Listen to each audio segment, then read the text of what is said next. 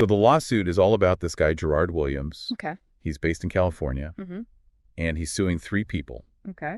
Pham, who is also from California. Mm-hmm. Thuong Doan, who's from Tennessee. And Nutai, who lives in Texas. Wow, so all over the place. Yeah, and they're being sued for defamation and slander. Okay, and what did they supposedly do?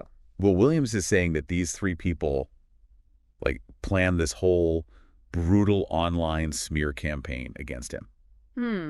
And where did they do this online? Mostly through a bunch of YouTube live streams. Live streams. Yeah, so this is where it gets even more interesting. Okay. It's all tied to a separate legal fight that Williams is having with this Vietnamese singer, Dam Vinh Hung.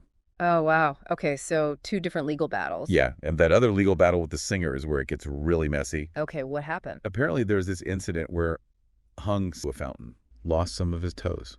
He fell into a fountain. Yeah, lost some of his toes.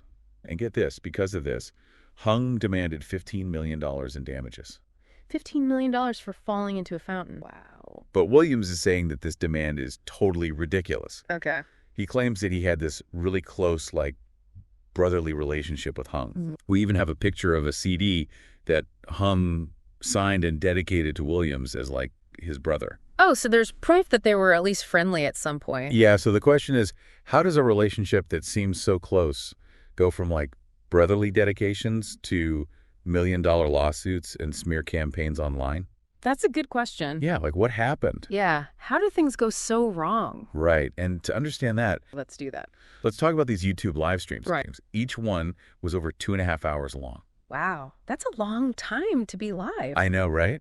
And they were hosted on Pham's YouTube channel called Nuavom Tre Dat. Okay. And Williams is saying that Doan and Tao were participating in them too. So, Williams says that the defendants went way beyond just sharing their side of the story with Hung. okay, so what did they do? They're being accused of making a bunch of statements that are obviously false. Okay. And those statements were intended to hurt Williams's Okay, so we've got these serious accusations of defamation happening online. Right. So what did Williams do to try and stop it? Well, Williams is saying that he and his wife sent the defendants a cease and desist letter, Okay. to try and make them stop. Right. But the defendants just ignored it.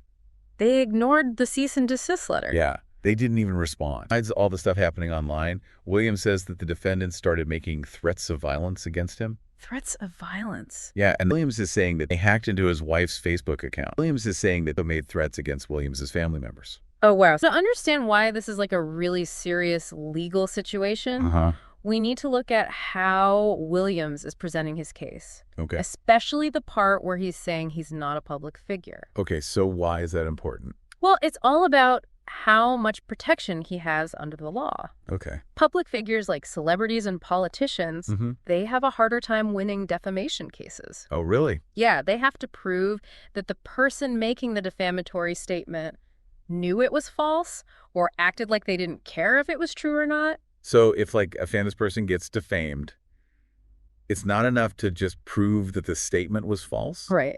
They also have to prove that the person who made the statement did it on purpose to hurt them. Exactly. Okay. Yeah. But Williams is arguing that he's not a public figure. Right. So he doesn't have to meet that higher standard of proof. Okay, so what does Williams have to prove to win his case?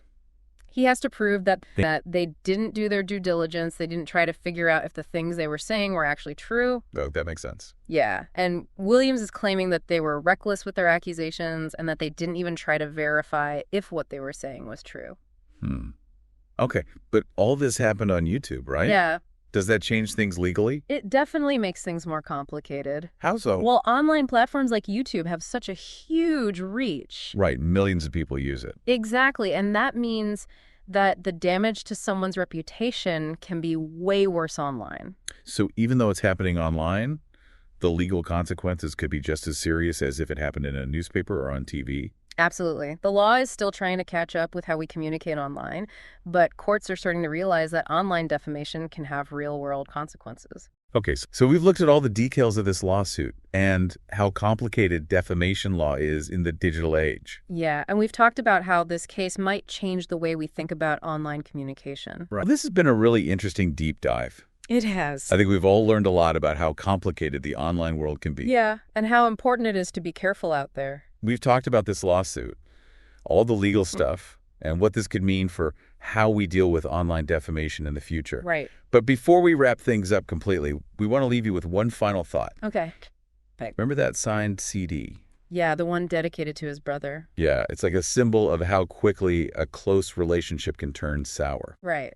So the question is, how do we keep those online connections positive? Yeah, how do we prevent them from turning into something like this? That's the challenge for all of us, I think. Yeah, because let's face it, more and more of our lives are happening online. For sure. So we need to figure this out. Definitely. Well, that's all the time we have for this deep dive. Thanks for listening.